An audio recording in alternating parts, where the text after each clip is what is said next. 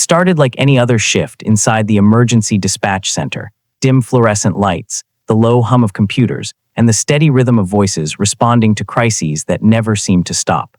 Sarah Mitchell adjusted her headset, her eyes scanning the screen in front of her as another call came through. She clicked accept without hesitation. 911, what's your emergency? She said in a calm, practiced tone. For a moment there was nothing but faint static, followed by a slow, uneven breathing on the other end. Not loud, not panicked, just controlled, like someone was trying very hard not to be heard. Sarah straightened slightly. "Ma'am, can you hear me?" she asked. A whisper finally came through, so soft she almost missed it. "I think someone is inside my house." Sarah's fingers moved quickly over the keyboard. "Okay, I need you to stay calm. Can you tell me your address?" The woman gave it, suburban, quiet, the kind of place where calls like this were rare. Sarah nodded to herself, already flagging units nearby. "Where are you right now?" she asked.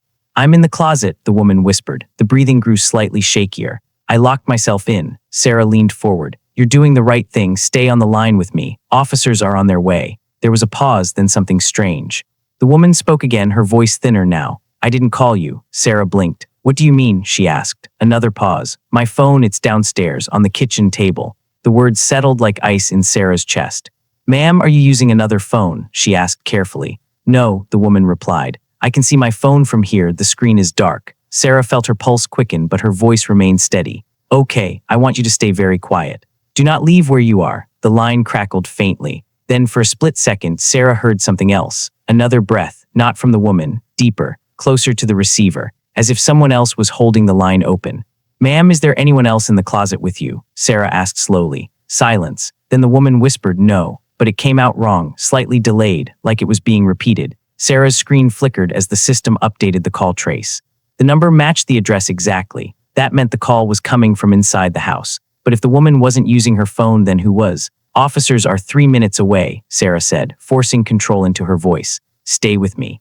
"Do you hear anything?" The woman inhaled slowly. "Yes," she whispered. Footsteps downstairs. A faint creak echoed through the line as if confirming it. Sarah held her breath. "Are they coming closer?" she asked. There was a long pause, too long.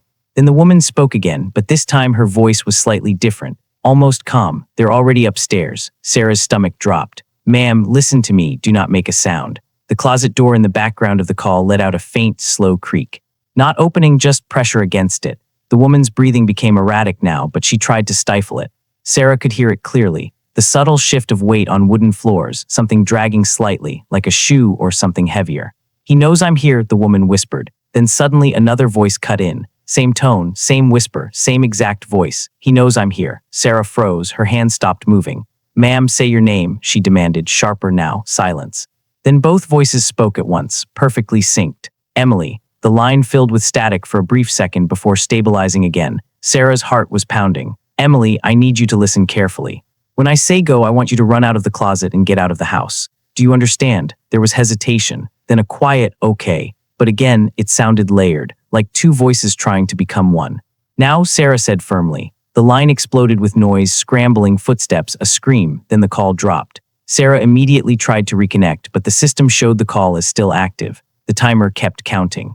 0:06 and 12 seconds, 0:06 and 13 seconds, but there was no voice. Only breathing, heavy, slow, not terrified anymore. Calm, too calm. Officers arrived at the house less than a minute later. Sarah listened through the open channel as radios crackled in the background. "Dispatch, we're on scene," one officer said. "Front door is open." Sarah swallowed. "Proceed with caution," she replied. The officers entered.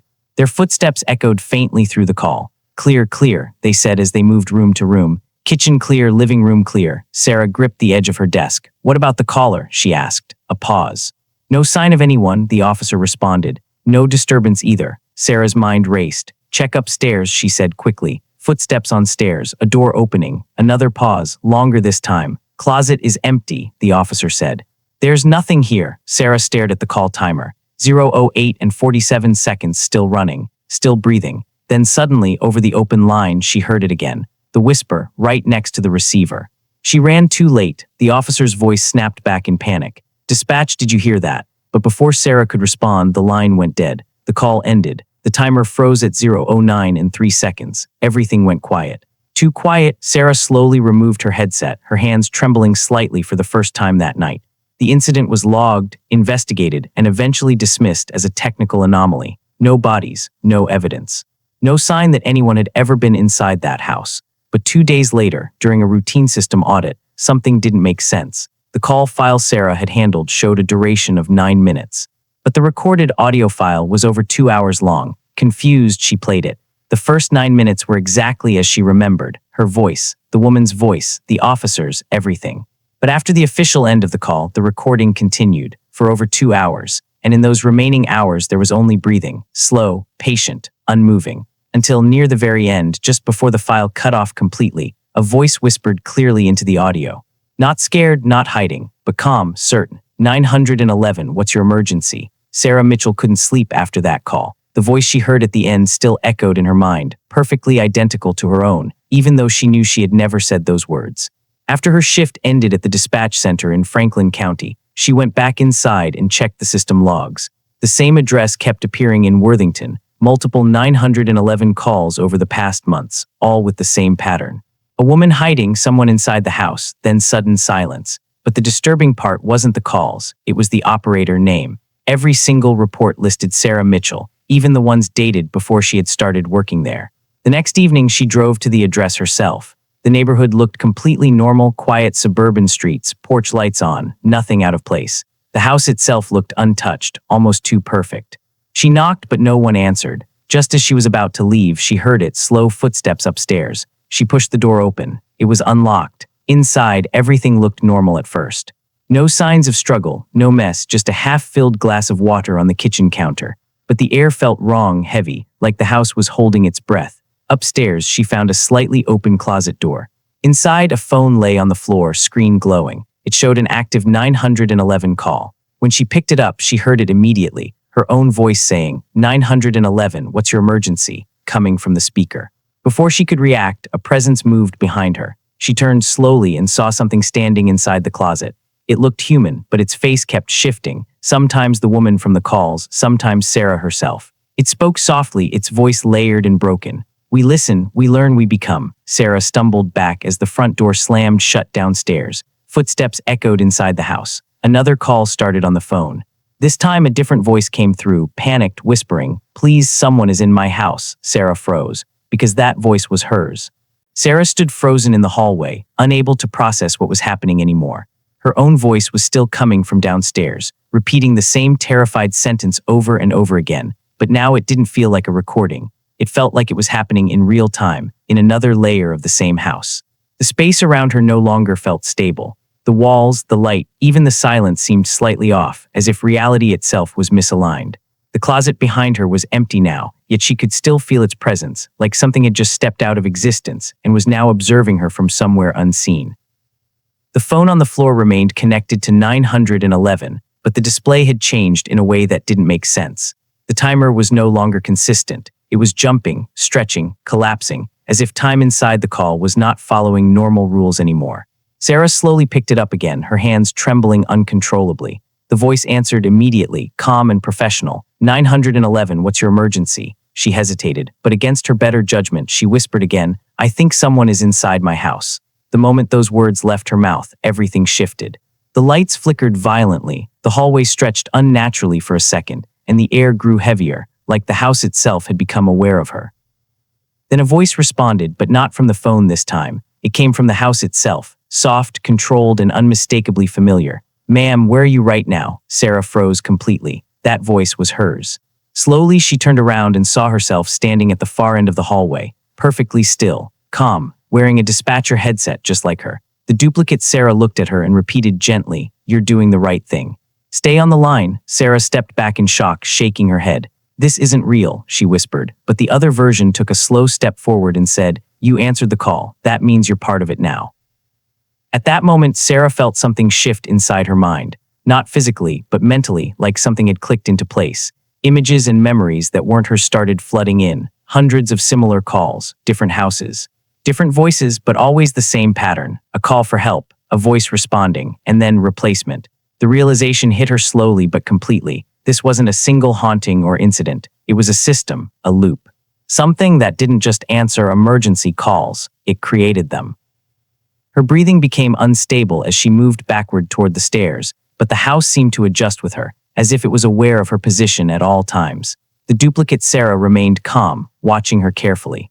"There is no outside help," she said softly. There never was. The phone in Sarah's hand suddenly filled with overlapping voices, all saying the same thing: 911, what's your emergency? Repeated again and again until it became a distorted noise.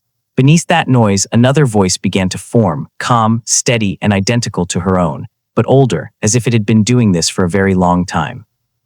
Sarah dropped the phone, but it didn't stop speaking. It continued from the floor, repeating endlessly.